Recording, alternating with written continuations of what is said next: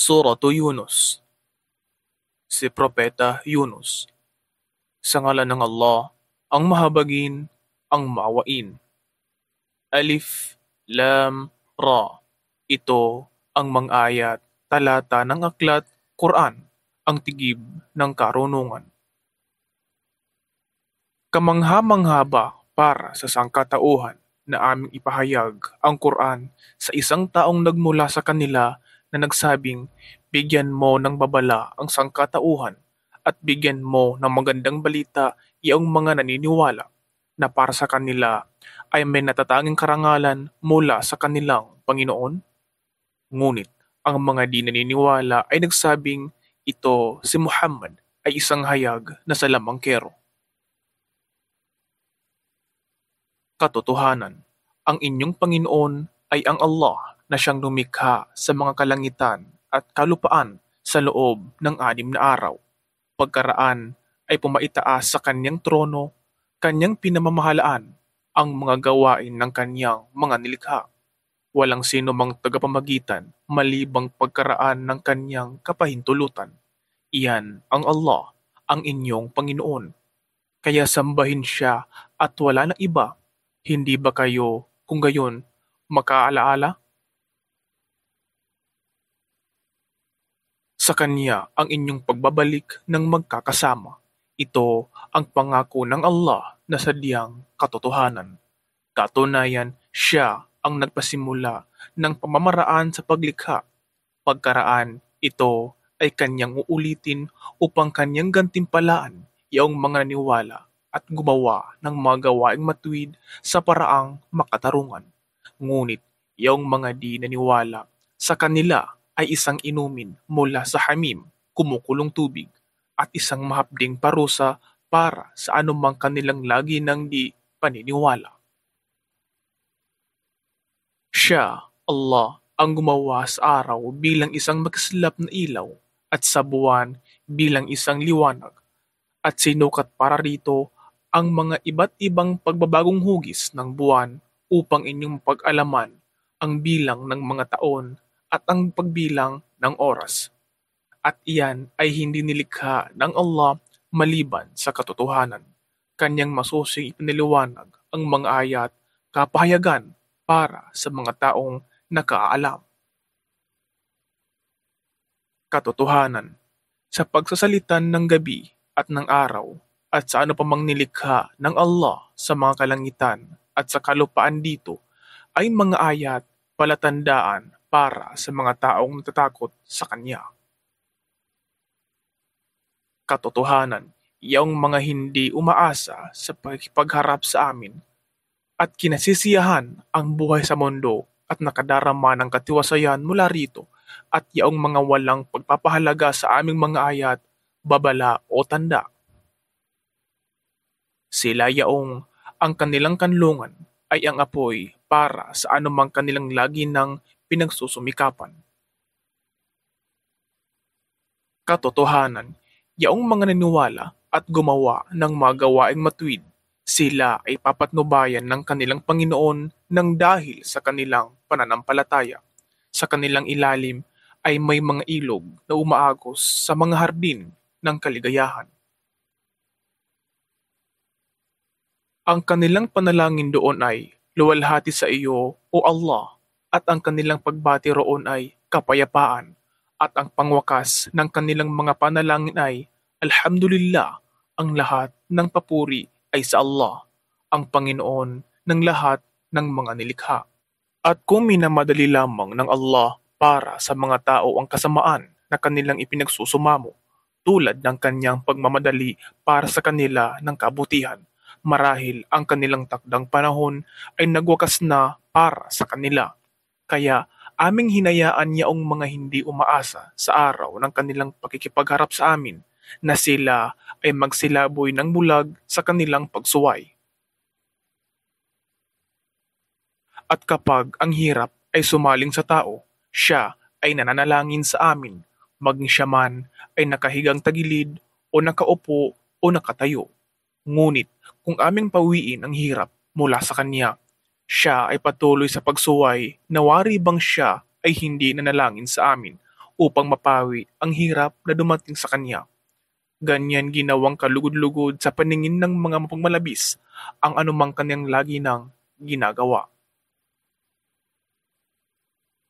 At katiyakan, aming winasak na ang mga salinlahi, henerasyong nauna sa inyo nang sila ay nagkamali, at ang kanilang mga sugo ay nagsirating sa kanila na may dalang mga malilinaw na katibayan, ngunit sa kabila nito, sila ay hindi naniwala.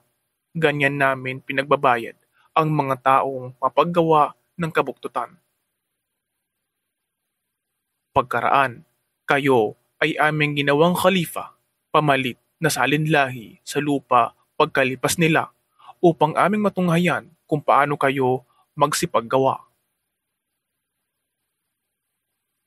At kapag ang aming mga ayat, kapahayagan ay binibigkas sa kanila bilang mga malilinaw na katibayan, yaong mga hindi umaasa para sa pagkikipagharap sa amin ay nagsasabi, pakitaan o dalahan mo kami ng Quran na naiiba kaysa rito, o kaya'y ito ay iyong baguhin.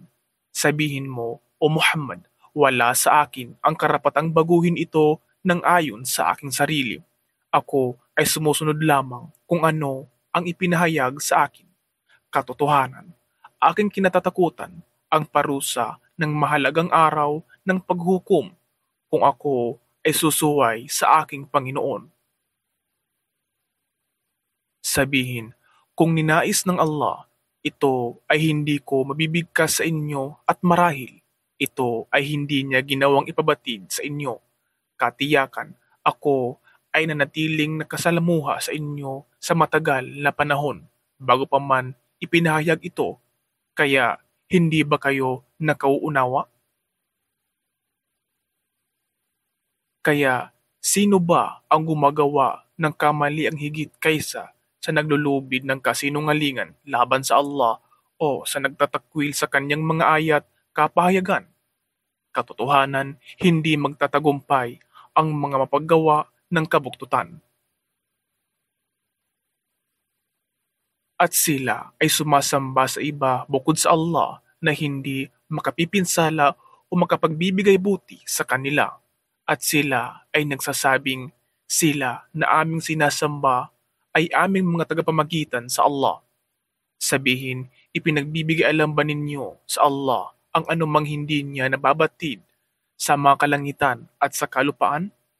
Luwalhati sa Kanya at siya ay mataas ng higit kaysa sa anumang kanilang itinatambal sa Kanya.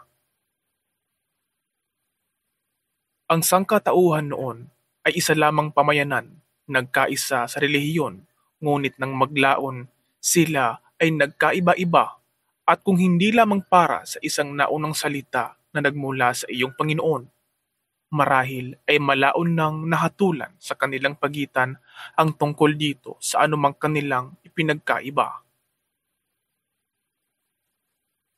At sila ay nagsasabi, bakit wala man lamang isang aya, palatandaan, ang ibinaba sa kanya mula sa kanyang Panginoon?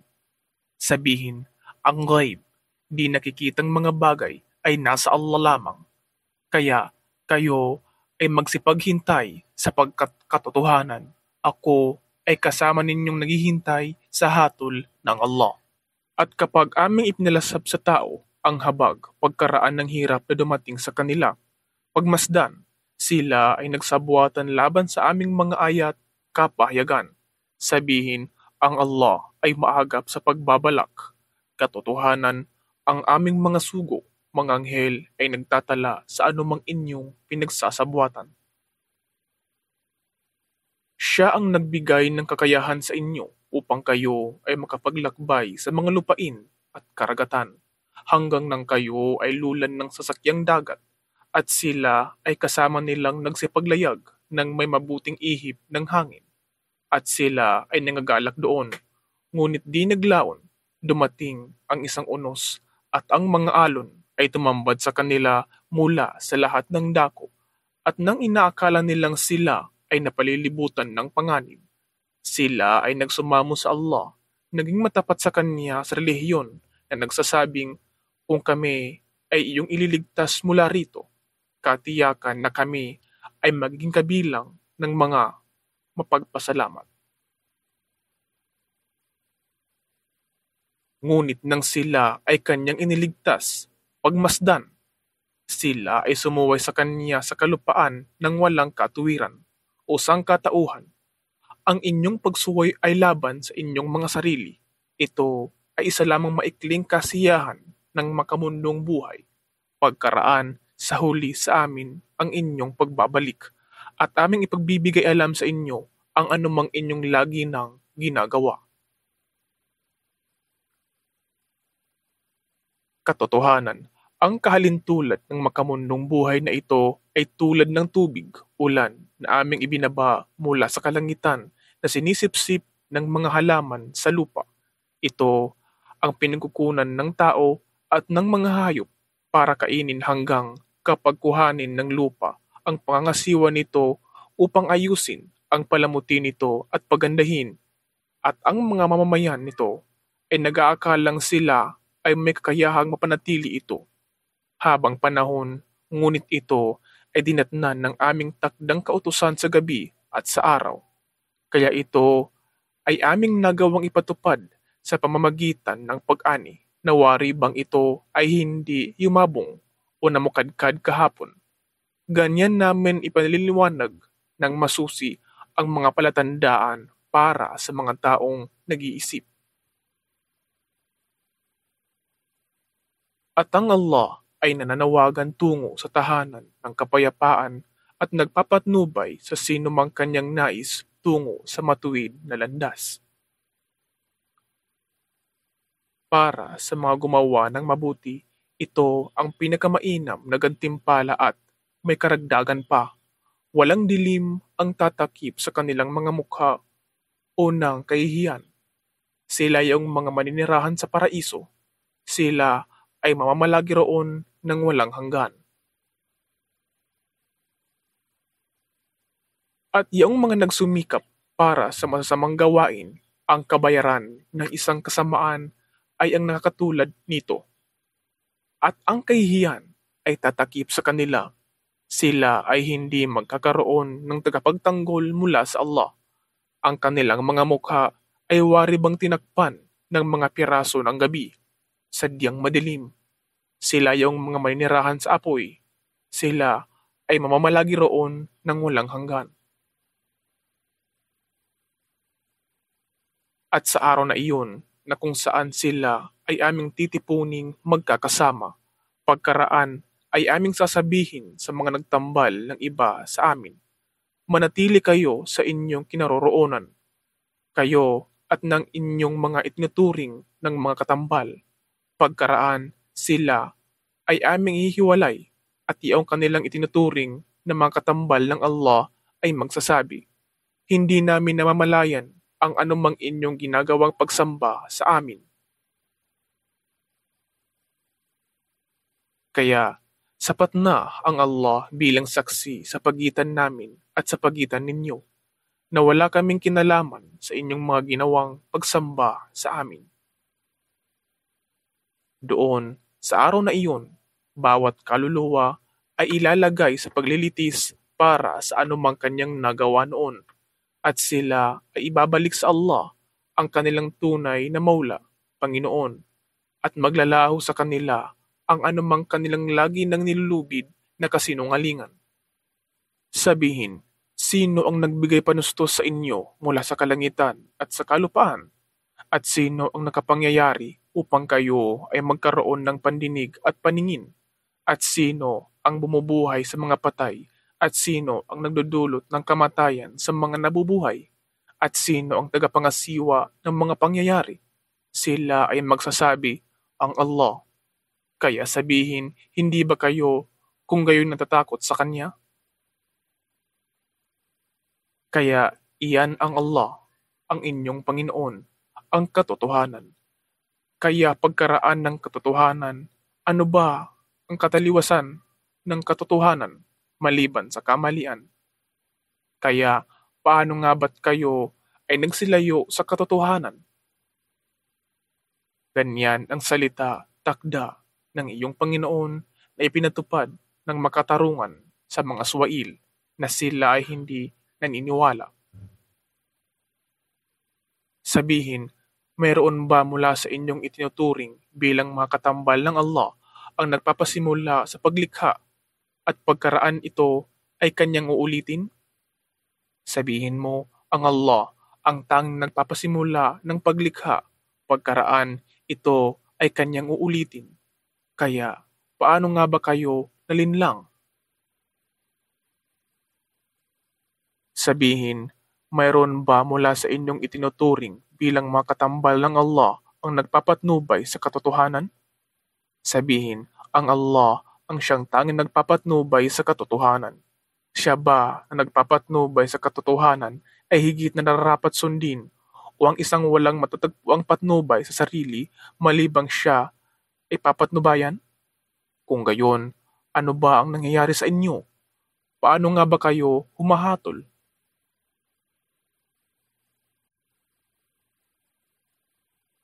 At karamihan sa kanila ay walang sinusunod maliban sa pag-aakala lamang. Katunayan, ang pag-aakala ay hindi magkapananaig laban sa katotohanan ng kahit ano paman. Tunay na ang Allah ay lubos na nakababatid sa anumang kanilang ginagawa. At hindi maaaring magkagayon para sa Quran na ito ay kathain ng iba bukod sa Allah. Bagkus ito ay isang pagpapatnubay ng mga kapahayagang nauna rito at isang masusing pagpapaliwanag ng mga lumang kasulatan. Walang alinlangan na ito ay nagmula sa Panginoon ng lahat ng mga nilikha. O di kaya sila ba ay nagsasabi, ito, ang Quran, ay kanyang kathang isip. Sabihin, kung gayon, kayo ay magdala o magpakita ng isang sura, kabanata na katulad nito at inyong tawagin ang sinumang maaari ninyong tawagan bukod sa Allah upang kayo ay tulungan kung tunay ngang kayo ay makatotohanan. Bagkos kanilang itinakwil ang anumang kaalamang hindi nila naunawaan at ang pagpapaliwanag ay hindi pa dumating sa kanila. Ganyan din ang ginawang pagtakwil niyang mga nauna sa kanila. Kaya inyong tunghayan kung paano ang naging wakas ng mga paggawa ng kamalian. At kabilang sa kanila ay mga naniniwala rito at kabilang din sa kanila ay mga di naniniwala rito at ang iyong Panginoon ay lubos na nababatid ang mga mapaggawa ng katiwalian. At kung ikaw man ay kanilang itinatakwil o Muhammad, sabihin mo sa kanila, sa akin ang aking mga gawa at sa inyo ang inyong mga gawa. Kayo ay walang kaugnayan sa anumang aking ginagawa at ako ay walang kaugnayan sa anumang inyong mga ginagawa. At kabilang sa kanila ay mga nakikinig sa iyo, ngunit magagawa mo bang makarinig ang bingi kung sila ay hindi makaunawa o gumagamit ng katwiran? At kabilang sa kanila ay mga nakatingin sa iyo, ngunit magagawa mo bang patnubayan ang bulag kung sila ay hindi nagtatangkang makakita? Katotohanan, hindi ginagawa ng kamalian o dinadaya ng Allah ang mga tao ng kahit ano paman, ngunit ang mga tao ang gumagawa ng mga kamalian sa kanilang mga sarili. At sa araw na iyon, kapag sila ay kanyang titipunin, ito ay wari bang sila ay hindi nanatili sa mundong ito maliban sa isang oras ng maghapon at sila ay magkakakilala sa isa't isa. Katiyakan, ang nawalan ay yung mga nagtakwil hinggil sa araw ng pakikipagharap sa Allah at sila ay hindi mga napatnubayan.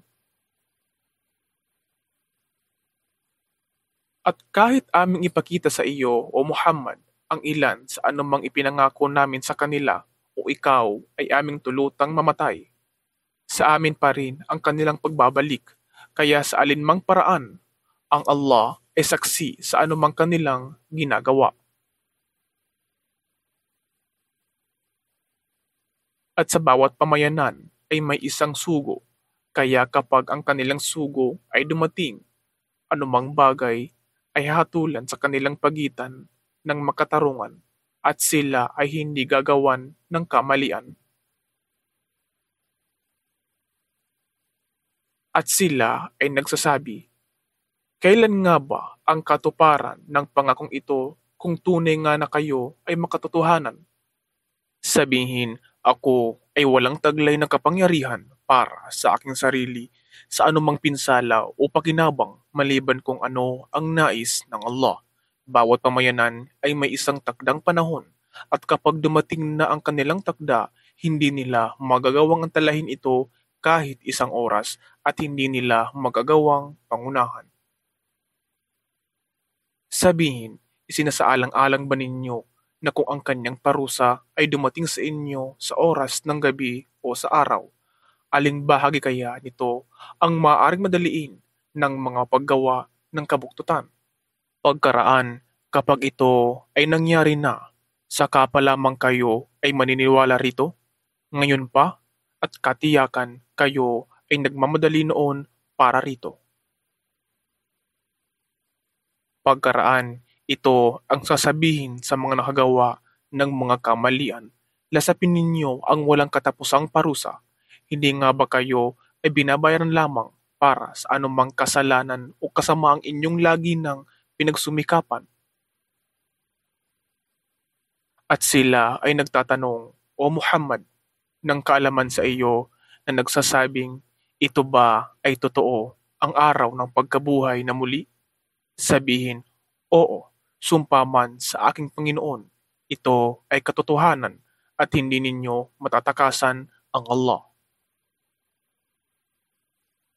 At kung ang bawat kaluluwang nagkamali sa sarili ay magkaroon ng anumang nasa mundo, ito ay kanyang ibibigay bilang pantubos sa sariling kaligtasan, subalit ito ay hindi tatanggapin sa kanya at kanilang ikukubli ang pagsisisi kapag kanilang matunghayan ang parusa at sila ay hahatulan sa kanilang pagitan ng makatarungan at sila ay hindi gagawan ng kamalian. Walang alinlangan, anumang nasa makalangitan at kalupaan ay pagmamayari ng Allah. Walang alinlangan, ang pangako ng Allah ay totoo, ngunit karamihan sa kanila ay hindi nakababatid.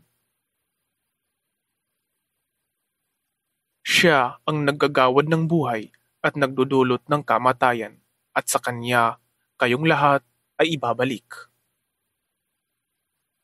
O sangkatauhan, tunay nga na dumating sa inyo ang isang mabuting payo mula sa inyong Panginoon at isang mabisang lunas para sa anumang karamdamang nasa inyong mga dibdib at magsilbing patnubay at habag para sa mga naniniwala. Sabihin, sa biyaya ng Allah at sa kanyang habag. Kaya sa mga iyan, hayaan silang magsipagdiwang. Ito ay higit na mainam kaysa sa anuman yaman na kanilang pinagtitipunan. Sabihin, nakita ba ninyo ang anumang panustos na ibinaba ng Allah para sa inyo? Ang iba nito ay ginawa ninyong bawal at ang iba ay marapat? Sabihin, pinahintulutan ba ng Allah para sa inyo na ito ay inyong gawin o kayo ay naglubid ng kasinungalingan laban sa Allah?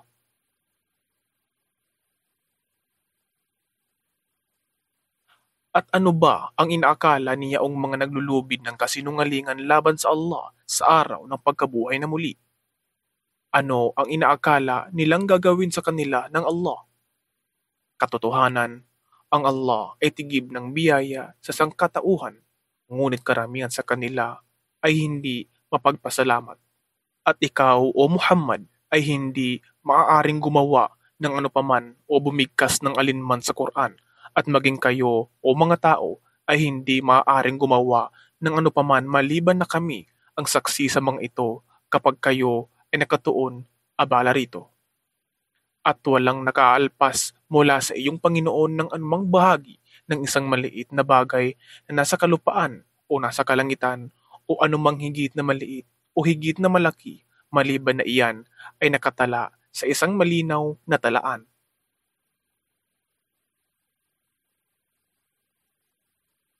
Walang alinlangan, katotohanan para sa mga awliya kapanalig o alagad ng Allah, sila ay walang madaramang pangamba at sila ay walang mararanasang kalungkutan. Sila ay ang mga matatapat at tunay na niniwala at lagi nang kinatatakutan ang parusa ng Allah. Para sa kanila ay nakalaan ang mga magagandang balita sa buhay sa mundong ito at maging sa kabilang buhay, walang pagbabago sa mga salita ng Allah. Iyan ang dakilang tagumpay. At huwag mong hayaang ang kanilang mga pananalita ay magbigay ng kalungkutan sa iyo o Muhammad, sapagkat ang izzat, karangalan, ay nasa pagmamay-aring ganap ng Allah. Siya ang lubos na karirinig, ang maalam. Walang alinlangan, katotohanan sa Allah ang pumamay-ari ng sinumang nasa mga kalangitan at sinumang nasa kalupaan, at yung mga dumadalangin sa iba bukod sa Allah ay hindi tunay na sumusunod sa itinuturing nilang mga katambal ng Allah. Katotohanan, sila ay walang sinusunod kundi ang mga maling pag-aakala, at katotohanang sila ay mapaggawa ng mga haka-haka. Siya ang gumawa para sa inyo ng gabi upang kayo ay magpahinga roon at ng araw upang kayo ay bigyan ng magandang pananaw o makakita. Katotohanan, naririto ang mga ayat, palatandaan para sa mga taong nakikinig o nag-iisip ng malalim. Sila, mga Hudyo, Kristiyano, at mga Pagano ay nagsabi, ang Allah ay nagkaroon ng anak na lalaki. Luwalhati sa kanya, siya ay mayaman, walang pangangailangan. Sa kanya ang anumang nasa mga kalangitan at anumang nasa kalupaan. Wala kayong katibayan o anumang batayan para rito, sapagkat kayo ay nagsasabi lamang tungkol sa Allah ng anumang hindi ninyo nalalaman. Sabihin mo sa kanila o Muhammad, katotohanan, iyaong mga paglubid ng kasinungalingan laban sa Allah ay hindi magtatagumpay. Para sa kanila ay isang maikling kasiyahan lamang sa mundong ito, at pagkaraan sa amin ang kanilang pagbabalik, at pagkaraan sila ay aming palalasapin ng matinding parusa ng dahil sa kanilang lagi ng hindi paniniwala. At bigkasin mo sa kanila ang pangyayari o balita tungkol kay Noah nang kanyang sabihin sa kanyang mga mamamayan o aking mga mamamayan, kung ang aking pananatili sa inyo at ang aking pagbibigay ng babala ng Allah ay naging lubhang mabigat para sa inyo sa makatuwid, ako ay nagtitiwala sa Allah. Kaya inyong tipunin ang inyong mga balakin at tawagin ang inyong makasamahan, at huwag hayaang ang inyong mga balakin ay mag-alinlangan sa inyo. Pagkaraan, inyong igawad sa akin ang hatol at huwag ninyo akong bigyan ng palugit. Ngunit kung kayo ay magsatalikod mula sa aking payo sa makatuwid, wala akong hinihiling na anumang gantimpala sa inyo. Ang aking gantimpala ay magmumula sa Allah, at ako ay napag-utusan lamang na maging kabilang ng mga Muslim na tumatalima sa Kanya. Kaya siya, si Noah, ay kanilang itinakwil, ngunit siya ay aming iniligtas at iyong mga sumama sa kanya sa sasakyang dagat, at sila ay aming ginawang mga tagapamalit ng salinlahi, samantalang aming nilunod iyong mga nagtakwil sa aming mga ayat, tanda o babala. Kaya inyong tunghayan kung paano ang naging wakas ng mga binalaan. Pagkaraan, aming ipinadala ang mga sugo pagkalipas niya sa kanilang mga mamamayan.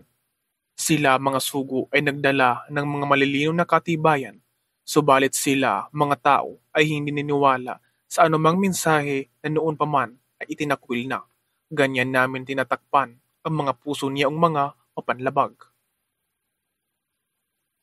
Pagkaraan, aming ipinadala pagkalipas nila sina Moises at Aaron kay Paraon at sa kanyang mga punong kawal na may dalang mga ayat, mga babala. Ngunit sila ay nagmalaki at sila ay mga taong mapaggawa ng kabuktutan. Kaya nang dumating sa kanila ang katotohanang nagmula sa amin, sila ay nagsabing ito ay isang malinaw na salamangka. Si Moises ay nagsabi, ito pa ba ang inyong sasabihin tungkol sa katotohanan pagkaraang ito ay dumating sa inyo? Ito ba ay salamangka? Ngunit kailanman ay hindi magsisipagtagumpay ang mga salamangkero. Sila, mga tauhan ni Paraon, ay nagsabi, kayo ba ay dumating sa amin upang kami ay inyong ilayo mula sa paniniwala na amin hagis ng sinusunod ng aming mga ninuno at upang kayo ay kapwa magkaroon ng karangalan sa lupain? Kami ay hindi maniniwala sa inyong dalawa. At si Paraon ay nagsabi, dalhin ninyo sa akin ang bawat bihasang salamangkero. At nang ang mga salamangkero ay nagsirating, si Moises ay nagsabi sa kanila, ihagis ninyo ang anumang inyong ihahagis. Kaya nang sila ay nagsipaghagis, si Moises ay nagsabi, anuman ang inyong dinala ay isang salamangka lamang. Katotohanan ito ay pabubulaanan ng Allah. Katotohanan, hindi itinutuwid ng Allah ang gawain ng mga mapaggawa ng katiwalian.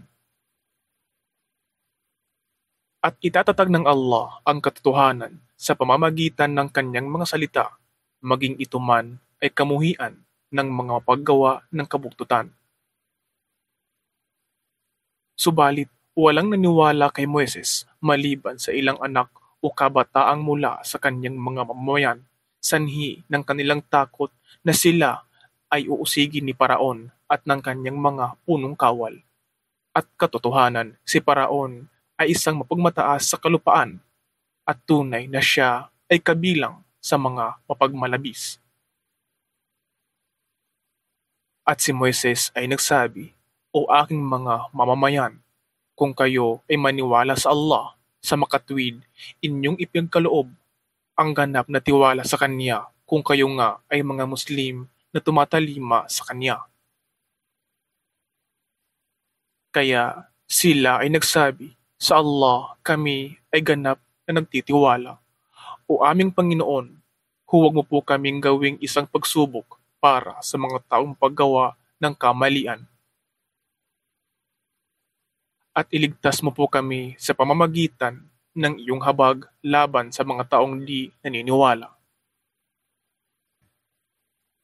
At aming ipinahayag kay Moises at sa kanyang kapatid na nagsasabing panatilihin ninyo ang inyong mga mamamayan sa Ehipto sa mga bahay at inyong gawin ang inyong mga pamamahay na nakaharap sa dakong gawi ng kibla at kayo ay magsipagdasal at magbigay ng magandang balita sa mga naniniwala. At si Moises ay nagsabi, aming Panginoon, tunay na ikaw ay nagkaloob kay Paraon at sa kanyang mga punong kawal ng karangyaan at yaman ng buhay sa mundong ito. Aming Panginoon, upang kanilang mailigaw ang mga tao mula sa iyong landas. Aming Panginoon, sirain, pawiin mo po ang kanilang yaman at patigasin mo po ang kanilang mga puso upang sila ay hindi maniwala hanggang kanilang makita ang mahapding parusa. Ang Allah ay nagsabi, katiyakan, ang panalangin ninyong dalawa ay tinanggap, kaya kayo ay kapwa manatili sa matuwid na landas at huwag kayong sumunod sa landas ng mga hindi nakaalam. At aming idinaong ang mga anak ni Israel sa kabilang ibayo ng dagat at sila ay hinabol ni Paraon at ng kanyang mga kawal ng may kalupitan at pagkasuklam. Hanggang nang siya, si Paraon, ay nalulunod. Siya ay nagsabi, ako ay naniniwala na walang Diyos maliban sa Diyos na pinaniniwalaan ng mga anak ni Israel at ako ay isa sa mga Muslim sumusuko at tumatalima sa Allah. Ngayon pa ba? At katiyakang ikaw ay sumuway sa Kanya noon pa man at ikaw ay kabilang sa mga paggawa ng katiwalian. Kaya sa araw na ito, Aming ililigtas ang iyong patay na katawan mula sa dagat upang ikaw ay maging tanda, aral o halimbawa para sa mga susunod na salinlahi sa iyo. At katotohanan, karamihan sa tao ay walang pagpapahalaga sa aming mga ayat, babala o kautusan. At katiyakan, aming pinagyaman ang mga anak ni Israel sa isang marangal na paninirahan at aming ipinagkaloob sa kanila ang mga mabuting panustos at sila ay hindi nagkaiba sa paniniwala hanggang pagkaraang dumating sa kanila ang kaalaman. Katotohanan, ang iyong Panginoon ay maghahatol sa kanilang pagitan sa araw ng pagkabuhay na muli hinggil sa anumang kanilang lagi ng ipinagkakaiba. Kaya kung ikaw o Muhammad ay may agam-agam hinggil sa anumang aming ipinahayag sa iyo, magkagayon tanungin mo yaong mga nagbabasa ng kasulatan ng Torah at Ebanghelyo na nauna sa iyo. Katiyakan, ang katotohanan ay dumating sa iyo mula sa iyong Panginoon. Kaya kailanman ay huwag kang makibilang sa mga mapag-alinlangan. At huwag kang makibilang sa mga nagtatakwil sa ayat kapahayagan ng Allah sapagkat ikaw ay mapapibilang sa mga nawalan o mga talunan. Katotohanan, kailanman ay hindi maniniwala yaong mga binigyan ng katuparan ang salita o takdang parusa ng iyong Panginoon. Kahit dumating pa sa kanila ang bawat aya, babala o kapahayagan hanggang kanilang makita ang mahapding parusa. Ngunit wala bang isang bayan na naniwala pagkaraang makita ang parusa upang ang pananampalataya nito ay makapagligtas dito maliban sa mga mamamayan ni Yunus Jonas? Nang sila ay naniwala, aming pinawi mula sa kanila ang parusa ng kahihiyan sa makamundong buhay at ipinagkaloob sa kanila ang kasiyahan hanggang sa takdang panahon. At kung ninais lamang ng iyong Panginoon, iyong mga nasa kalupaan ay maaring maniwalang lahat ng lubusan. Kaya pipilitin mo ba, O Muhammad, ang sangkatauhan hanggang sila ay maging mga Muslim, mga naniniwala sa kaisahan ng Allah? Hindi marapat para sa sinumang tao na maniwala maliban sa kapahintulutan ng Allah at kanyang ilalagay ang dungis sa mga taong hindi marunong umunawa, walang mabuting pangangatuwiran. Sabihin, inyong pagmasdan ang anumang nasa mga kalangitan at kalupaan, ngunit walang kabuluhan ang anumang ayat, kapahayagan o aral at mga tagapagbabala sa mga taong hindi naniniwala. Kaya sila ba ay naghihintay lamang para sa tulad ng nangyari sa mga araw niyaong mga nangamatay na nauna sa kanila? Sabihin, kung gayon, kayo ay magsipaghintay sapagkat ako ay kasama ninyong naghihintay. Pagkaraan, aming iniligtas ang aming mga sugo at iyang mga naniwala. Ganyan ang tungkuling nakaatang sa amin na aming iligtas ang mga naniniwala. Sabihin mo sa kanila, O Muhammad, o sangkatauhan, kung kayo ay may agam-agam tungkol sa aking relihiyon, ang Islam, magkagayon, hindi ko sasambahin yaong inyong mga sinasambang iba bukod sa Allah. Ngunit ako ay sumasamba lamang sa Allah na siyang nagdudulot ng inyong kamatayan at ako ay napag-utusan na makibilang sa mga naniniwala. At ipinag-utos sa akin, ibaling mo ang iyong mukha o Muhammad tungo sa relihiyon, Hanifa, tuwirang pagsamba sa nag-iisang Diyos at kailanman ay huwag kang makibilang sa mga nagtatambal sa Allah. At huwag kang manalangin sa iba bukod sa Allah, sila ay hindi makakabuti sa iyo at hindi makapipinsala sa iyo, ngunit kung mangyari mang ito ay iyong nagawa, katotohanang ikaw ay mapabibilang kapag nagkagayon sa mga mapagawa ng kamalian.